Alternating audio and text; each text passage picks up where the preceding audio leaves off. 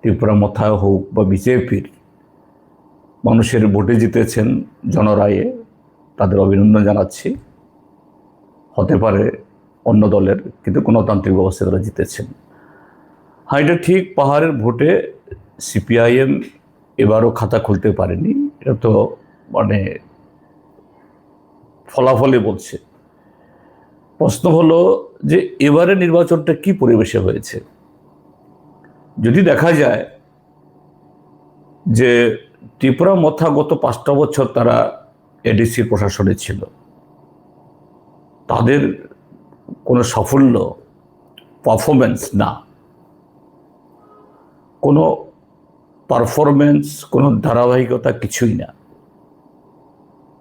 স্রেফ যে এটা আবেগকে পুঁজি করে, আর সেই আবেগকে এই পর্যায়ে তোলার জন্য যিনি সবচেয়ে ভালো ভূমিকা নিয়েছেন তিনি হলেন ত্রিপুরার যে মাননীয় মুখ্যমন্ত্রী।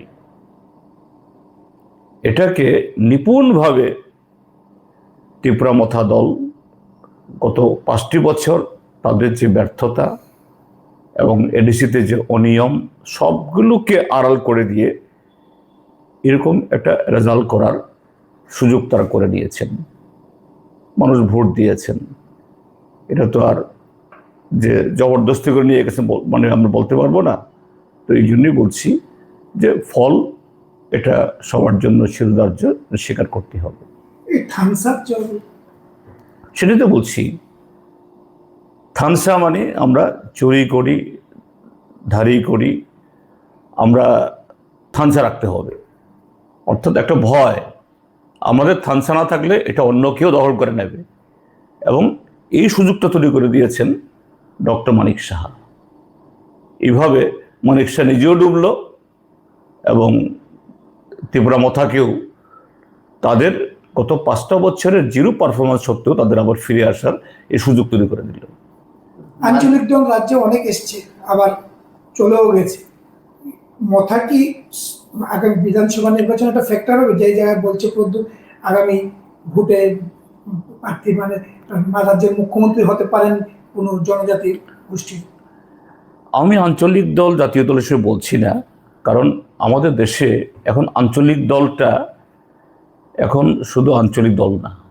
যেমন দক্ষিণে ডিএমকে, এআইডিএমকে, অন্ধ্রপ্রদেশে তেলেগু দেশম পার্টি, বহু বছর ধরে তারা সেখানে জাতীয় দলের সাথে টেক্কা দিয়ে তারা সরকারে আছেন এবং কোনো কোনো ক্ষেত্রে খুব ভালো কাজও করছেন, এমনকি জাতীয় দলের চেয়েতেও ভালো কাজ করছেন। আমি তো পার্টিকুলারলি বলবো তামিলনাড়ুর ডিএমকে দল।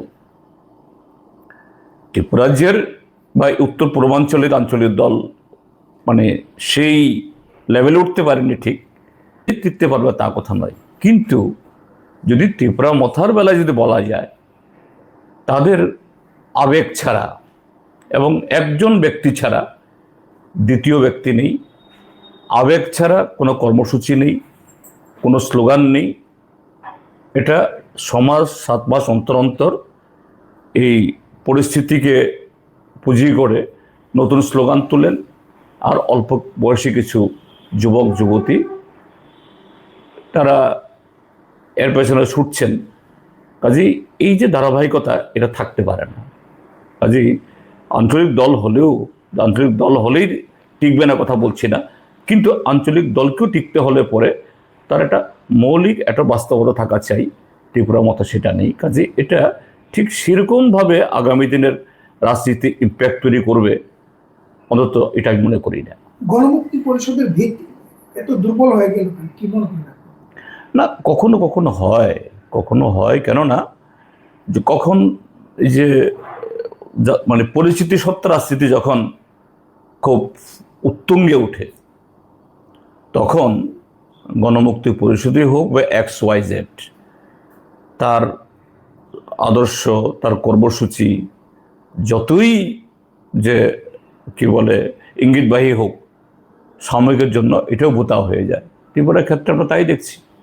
নতুবা গণমুক্তি পরিষদ এবার এই নির্বাচনেও তার সামগ্রিক প্রচারে যেভাবে অতীত, বর্তমান এবং ভবিষ্যৎকে নিয়ে এই এডিসি নির্বাচনে সেখানে রাজনৈতিক প্রচার করেছে, সেই তুলনায় যদি দেখা যায় ত্রিপুরা মথা হোক বা বিজেপি, সেখানে কিছু আবেগ ছড়ানো আর কিছু মিথ্যা প্রচার আর টাকা ছাড়া কিছুই তো নেই।